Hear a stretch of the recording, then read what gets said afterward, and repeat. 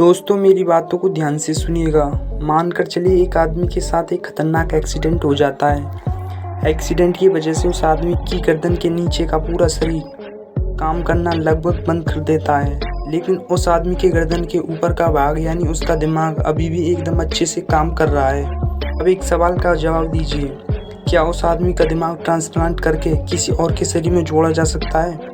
एक ऐसा सवाल जो लंबे समय से दुनिया भर के वैज्ञानिकों के दिमाग को परेशान करके रखा है। उनका मानना है जब किसी आदमी का लीवर ट्रांसप्लांट हो सकता है, हार्ट ट्रांसप्लांट हो सकता है, स्किन ट्रांसप्लांट हो सकती है, हेयर ट्रांसप्लांट हो सकते हैं, तो फिर किसी का दिमाग क्यों नहीं? शरीर के बाकी अंगों की तरह किसी इंसान के दिमाग को ट्रांसप्लांट करके किसी और के शरीर से क्यों नहीं जोड़ा जा सकता? इसी बात को सोचते हुए साल 1900 के दौरान एक ब्रिटिश वैज्ञानिक ने एक अलग नस्ल के कुत्ते की खोपड़ी को उसके शरीर से अलग करके दूसरे नस्ल के कुत्ते के साथ जोड़ दिया।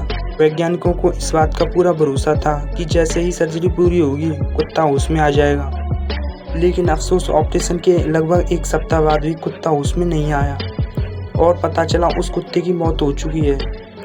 इसके बाद साल 1960 के दौरान एक बंदर के साथ ऐसा किया गया। इस बार वैज्ञानिकों को थोड़ी सफलता मिली और हुआ यह कि खोपड़ी को अलग करके किसी दूसरे बंदर के शरीर के साथ जोड़ने के बाद बंदर होश में भी आ गया, लेकिन अफसोस यह कि बंदर के शरीर का कोई भी अंग काम नहीं कर रहा था और लगभग 9 दिन बाद उस बंदर की मौत हो गई। इसके बाद लगातार इस विषय पर दुनिया भर के वैज्ञानिक शोध करते रहे कि आखिर किस तरह इंसान की खोपड़ी ट्रांसप्लांट की जा सकती है। अब जो आगे मैं आपको बताने जा रहा हूँ, सुनने के बाद आप कहेंगे कि ऐसे भी एक्सपेरिमेंट वैज्ञानिकों ने किए हैं। लगभग 80 साल का वक्त निकल चुका था। इसके बाद साल 1982 में न्यूयॉर्क सिटी के माउंट सिनाई मेडिकल कॉलेज में एक डॉक्टर ने चूहे के दिमाग को ट्रांसप्लांट करने की कोशिश की। डॉक्टर ने कई घंटे लगातार मेहनत करके ऑपरेशन को सक्सेसफुली कर दिया और हैरानी की बात यह है कि चूहा बिल्कुल सही सलामत था और उसका पूरा अंग एकदम ठीक तरीके से काम कर रहा था। जिसके बाद 6 जून 1998 में सेंट्रल मेडिकल सर्जन की टीम ने वर्ल्ड का पहला ट्रांसप्लांट किया, जिसमें उन्होंने दिमाग के एक सेल को ट्रांसप्लांट किया। यानी डॉक्टर ज़्यादा बड़ा रिस्क नहीं लेना चाहते थे, इसलिए पूरे दिमाग को ट्रांसप्लांट करने की बजाय दिमाग के एक छोटे से हिस्से को ट्रांसप्लांट किया।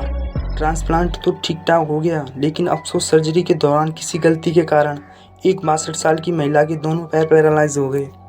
ये घटना साल 2013 की है, जब एक न्यूरो सर्जन के प्रोफेसर से कई लोगों ने जब यह बात पूछी थी कि जिस तरह एक शरीर से लीवर निकालकर ट्रांसप्लांट किया जा सकता है, उसी तरह एक खोपड़ी निकालकर दूसरे शरीर में नहीं डाल सकते क्या? इस सवाल के जवाब में सर्जन ने कहा था कि इस तरह के ऑपरेशन फ्यूचर में ज़रूर होंगे, लेकिन अभी हमारे पास ऐसी टेक्नोलॉजी और साइंस डेवलप नहीं हुई है कि हम इस तरह के ऑपरेशन कर सकें।